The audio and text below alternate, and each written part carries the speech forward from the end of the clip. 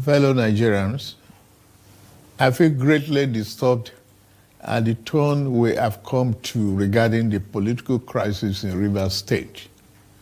Like many of you, I have watched with concern the development with hope that the parties involved will allow good sense to prevail at the soonest.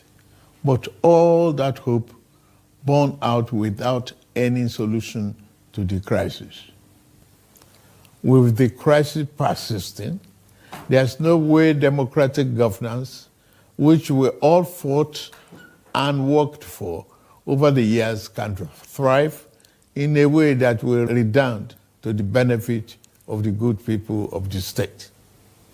The state has been at a standstill since the crisis started, with the good people of the state not being able to have access to the dividend of democracy. Also, it is public knowledge that the governor of Rivers State, for unjustifiable reasons, demolished the House of Assembly of the state as far back as 13th December 2023, and as up till now, 14 months after, now rebuilt the same. I have made personal interventions between the contending parties for a peaceful resolution of this crisis, but my efforts have been largely ignored by the parties to the crisis. I'm also aware that many well-meaning Nigerians, leaders of thought, and patriotic groups have also intervened at various times with the best of intentions to resolve the matter, but all their efforts were also to no avail.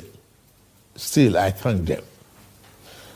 On February 28, 2025, the Supreme Court, in a judgment in respect to all about 8 consolidated appeals concerning the political crisis in Rivers State, based on several grave unconstitutional acts and the disregard of the rule of law that has been committed by the governor of Rivers State, as shown by the evidence before it, pronounced in very clear terms.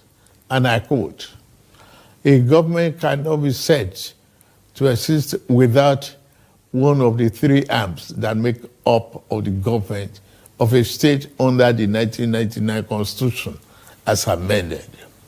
In this case, the head of the executive arm of the government has chosen to collapse the legislature to enable him to govern without the legislature as a despot. As it is, there is no government in Rivers State," and I quote.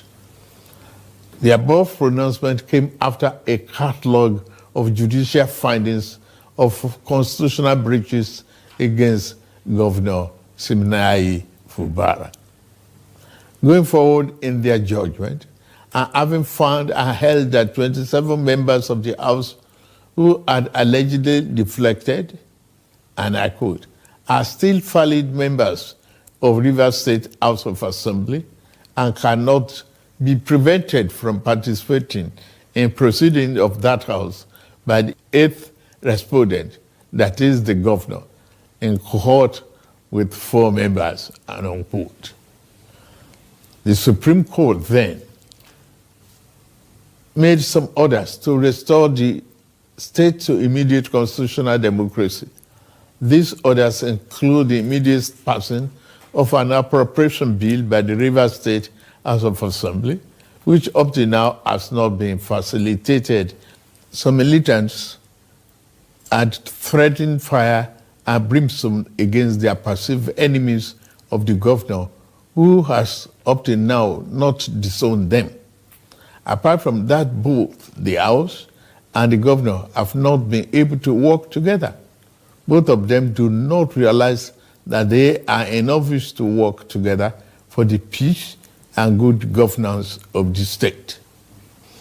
The latest security report made available to me show that between yesterday and today, there have been disturbing incidents of vandalization of pipelines by some militants without governor taking any action to curtail them. I have, of course, given stand order to the security agencies to ensure safety of lives of good people of Rivers State and the oil pipelines.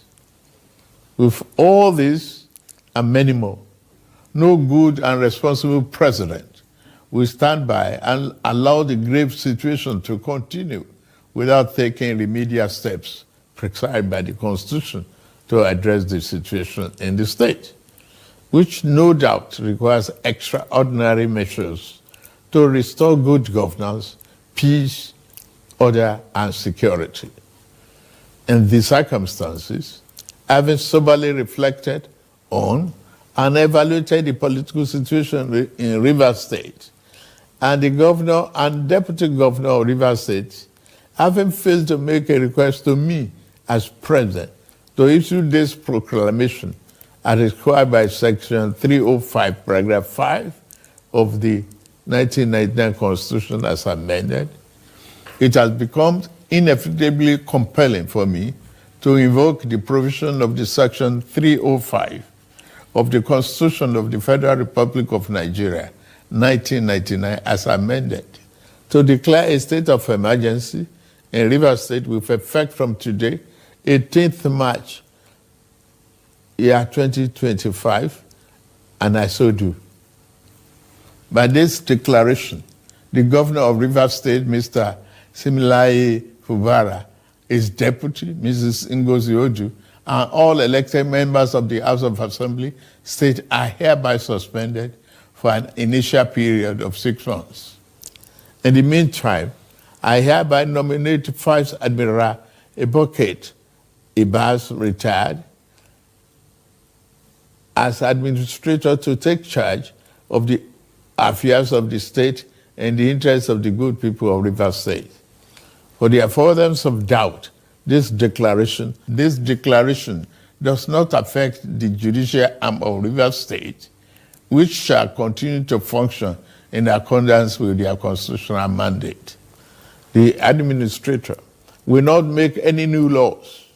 He will, however, be free to formulate regulations and may be found necessary to do his job, but such regulations will need to be considered and approved by the Federal Executive Council and promoted by the President for the state.